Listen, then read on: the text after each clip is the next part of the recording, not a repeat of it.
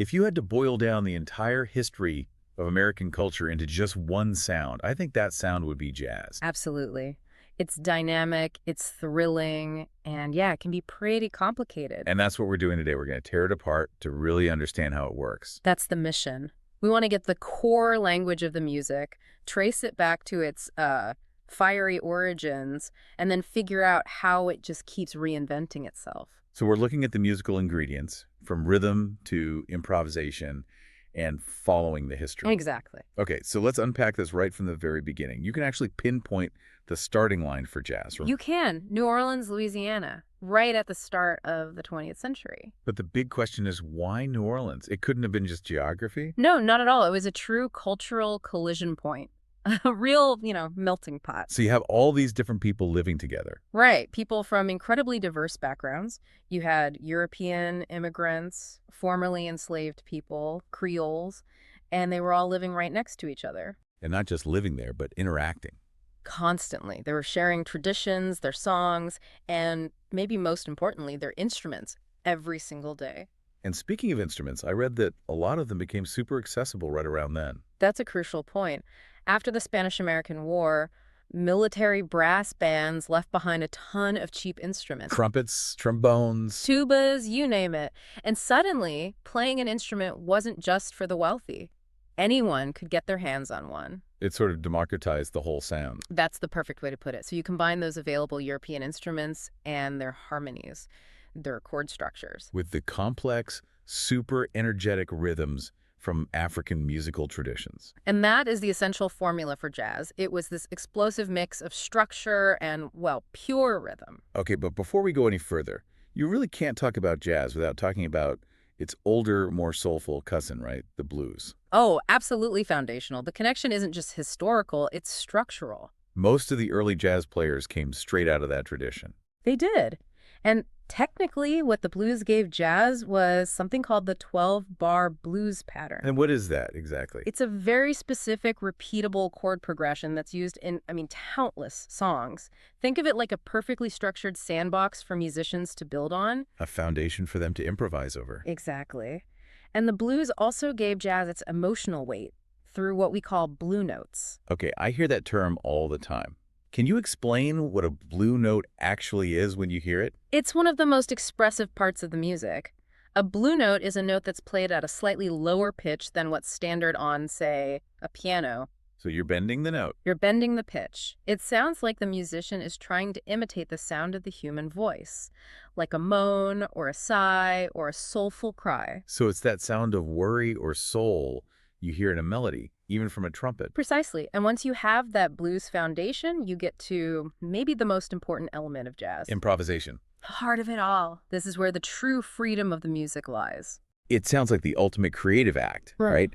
Making up music on the spot. Yeah. But composing while you're performing, that sounds terrifyingly difficult. It is, but it's essentially a spontaneous musical conversation. The musicians aren't just reading notes off a page. No. They're following their deep, deep knowledge of scales and chords and patterns to react to each other in real time.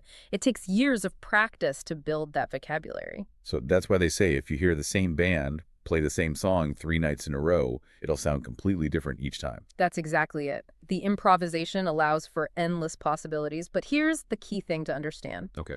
Improvisation requires intense listening. The soloist might seem free, but the rest of the band has to listen carefully to everything they're doing to support them. It's a dynamic exchange. Okay, let's talk about the energy, that feeling that makes you want to move. That comes down to rhythm, and there are 2 key terms here, starting with swing. Right. So if you listen to a lot of pop music, the rhythms are often played straight. Notes of equal length are played, evenly. 1, 2, 3, 4. Exactly. Swing takes those equal notes and plays them unevenly. It creates this bouncy, lilting feel that just pushes the music forward. It's designed to make you want to dance. And then the other term is syncopation. This one provides the surprise. It does. Think of it this way. Music usually emphasizes the strong beats, the 1 and the 3. Right. Syncopation is all about intentionally stressing the weaker beats or the offbeats. You're putting emphasis in unexpected places. So it's like walking down the street and you trip for a second, but you immediately catch yourself. That little jolt, that surprise, is what makes the rhythm exciting. That's a perfect analogy. You're playing against what the listener expects, all while the rhythm section holds down a steady pulse underneath. The engine room of the band. Yep. You have the double bass playing the low notes and keeping time, the drum kit with all its complex patterns, and the piano, which can play both harmony and melody. And then out front you have the leads. The saxophone, which is probably the most famous jazz instrument.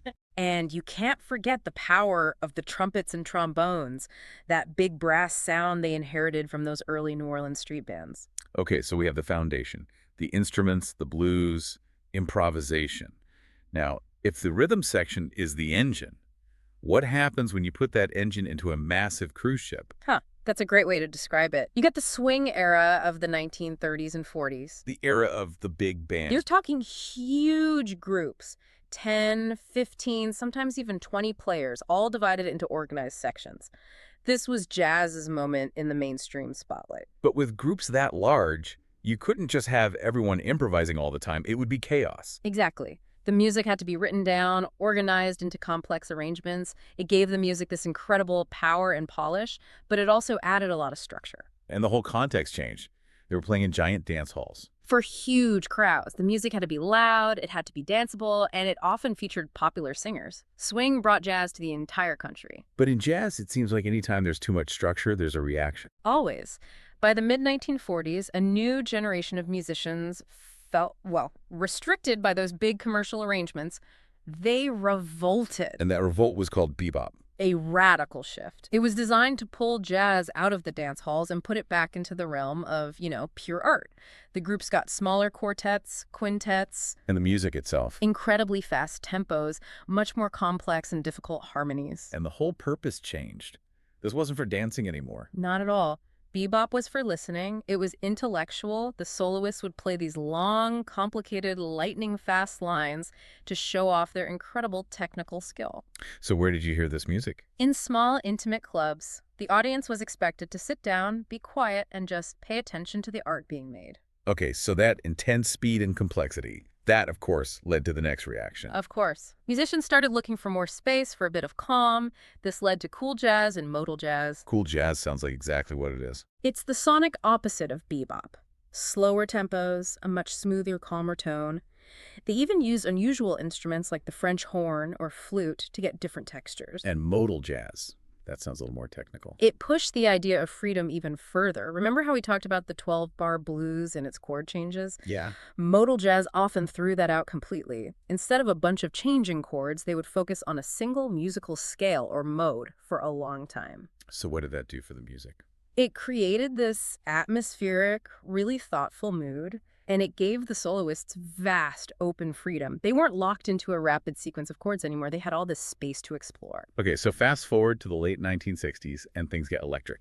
We hit jazz fusion. This was the moment jazz stopped looking only backwards and really embraced the modern world. Musicians started mixing jazz improvisation with popular genres, Like rock and funk. especially rock and funk. And the technology changed everything. The electric guitar became common, along with synthesizers, electric pianos, electric basses. And the rhythms got heavier, more powerful. Yeah, drawing a lot from the beat of rock music to try and reach younger audiences. And that blending has never really stopped. Jazz is always interacting with new sounds. Hip-hop beats, global folk music, electronic stuff. Its constant hunger for new ideas is why it's still so relevant. And that relevance isn't just an American story anymore, is it? It started here, but it's become a truly global language. That's the beautiful irony. It tells a specific American story, but it's understood and adopted by musicians everywhere. Europe, Asia, South America, Africa. How does that work? Well, it doesn't require words. It's a form of pure communication that can cross any cultural boundary.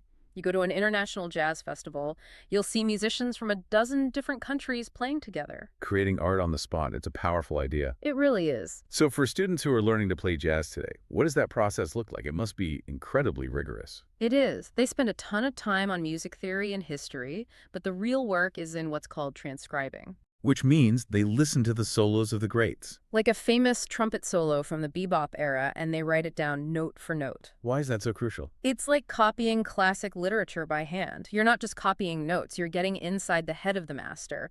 You're internalizing their decision-making process. So you learn how they chose to improvise. Where they built tension, where they released it.